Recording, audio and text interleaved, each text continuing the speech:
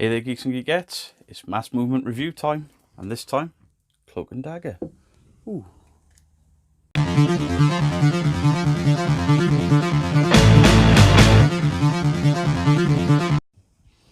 So Cloak and Dagger, Negative Exposure, was published by Marvel Comics and is written by Dennis Hopeless, and the art is by Francesco Manna Ruari Coleman, and the colours were by Gilda Machizio.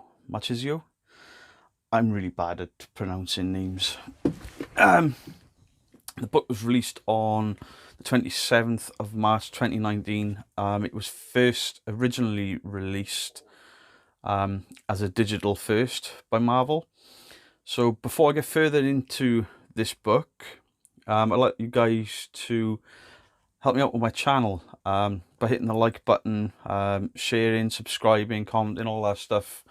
It really does help me to grow my channel, and it'll only take you guys a few seconds too, and any help is greatly appreciated. Then I can grow the channel, perhaps do more giveaways. Back to it. So Marvel Cloak and Dagger, the light and darkness duo returns. Cloak and Dagger may be back together, working as superpowered police consultants, but Tandy and Tyrone are another story. With both involved in new relationships, will the tension of watching their exes with someone new break apart their newly reformed team? Meanwhile, something strange is happening in Ellie's underground reservoir system, and when Dagger goes to investigate, she finds herself face to face with an old nemesis.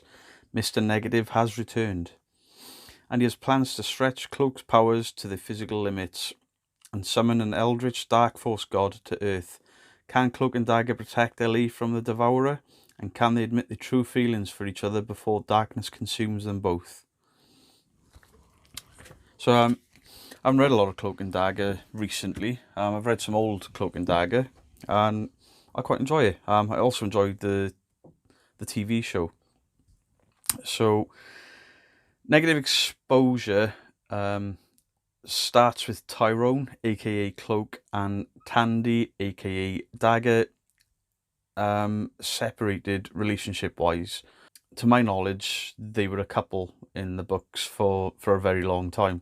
So not only are they separated, but in the beginning of this book, Dagger is in a relationship with a detective, Aikida, who is also Cloak and Dagger's boss, because the Cloak and Dagger are mutants, but they now work for the LAPD. The villain of this story is a familiar face. It's Mr. Negative, who in my opinion is a very underused villain in Marvel Comics. He recently got more exposure due to the Sony Spider-Man PS4 game, which I haven't played because I don't have a PlayStation. I have Xbox. So the writer gets us up to speed with this story at a kind of frantic pace. The story starts off with a bang. I mean, it doesn't take long for some action. So this is the first page, and as you can see, the action, it starts with a bang. So our mutant superhero duo, they struggle to take down one of Mr. Negative's demon goons. It's not an easy takedown, which sort of raises the stakes for this story. And alongside this, Cloak is just starting out a new relationship with a character called Vivian. In the book, she's referred to as Vi or V, who's basically an adrenaline junkie who's sort of attracted to Cloak because of his powers and the sort of the excitement that comes with that. So it sort of leads to can the team still work or function as a team when their professional lives are moving in different directions. As I said before, I'm not up to date with Cloak and Dagger, but this book does start in a way that leaves you wondering what's come before it to cause this relationship dynamic to change. And doesn't take you out of the book, but it does make you want to read more, which is obviously a good thing for Marvel. You can read this book as a standalone without sort of getting bogged down and lost in past stories. And that's something that Marvel have been getting right lately. You can pick up a book, and it's almost self-contained with little hints as what's happening outside of this book to entice you into buying more books. So that can only be a good thing to pull people in to buying more books. At first, Mr. Negative comes across as typical fodder villainy for the heroes, but that does because he's lost in the story of Cloak and Dagger's sort of romances and relationships and moving on.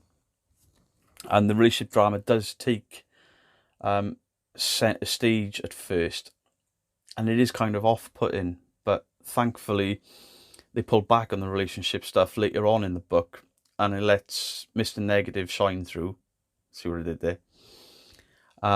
As well as who or what is pulling Mr. Negative strings. So the art in this book, obviously the cover's drawn by somebody else. I should be able to tell you who that is really, shouldn't I? Cover art is by Jamal Campbell. There we go.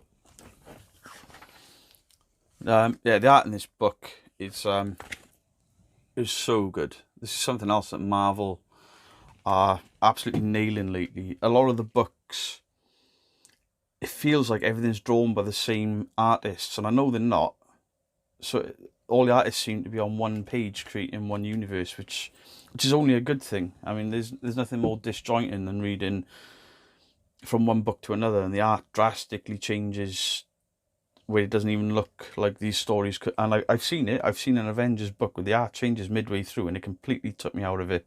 So yeah, it's only a good thing. This book at the moment is everything I've come to expect from Marvel now.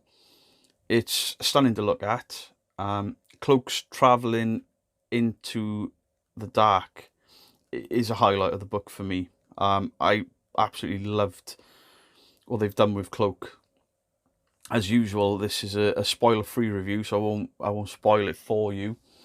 But the ending sort of the book, there's definitely a Lovecraftian vibe to what comes at the end, and it's really good. The last few chapters are brilliant to observe and read through.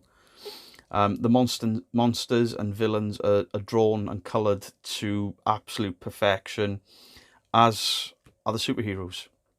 The action sequences are really easy to follow, and they're really, really brilliant to look at, spectacular to look at. But the focus on the Dark Force is what's really drawn me into this book. Mr. Negative and his minions sort of give Cloak and Dagger something to beat up, punch, kick, use their powers on.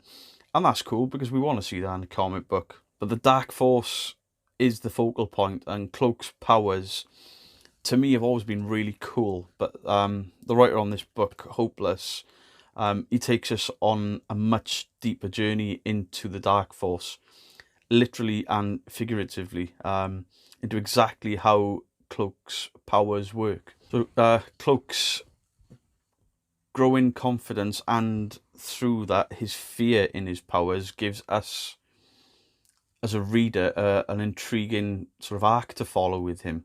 It far outshines the romantic issues with Tandy and Tyrone and the police and the adrenaline junkie. That's not much of a negative comment, I don't think. The romance and the history of the former couple and the new partners, it does add pressure to the story, and it does add pressure to the outcome at the end of the book. And it really does affect the threat to the superheroes, how these relationships play into Cloak and Dagger as a team. Sadly, it did fall into a typical will they, won't they love triangle or square, whatever you want to call it. It is typical, and it's a typical trap that has been done to death in TV and books. I was hoping for a curveball ending on it, and we didn't get that. And I saw the ending for the couples in this book coming a mile off. It was well telegraphed.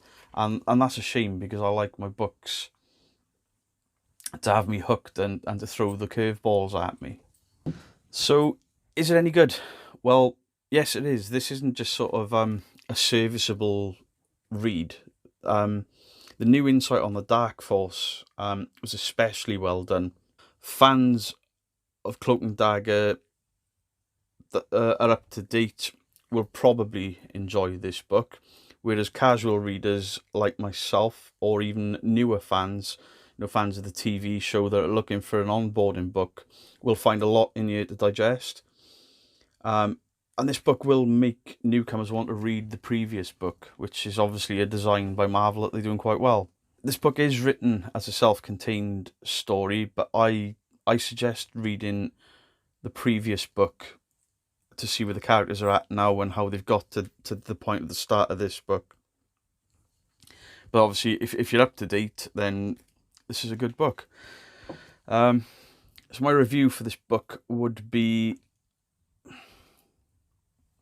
8 out of 10. I initially marked this a little bit lower, but I think that's just because I read so much that I could see the ending coming.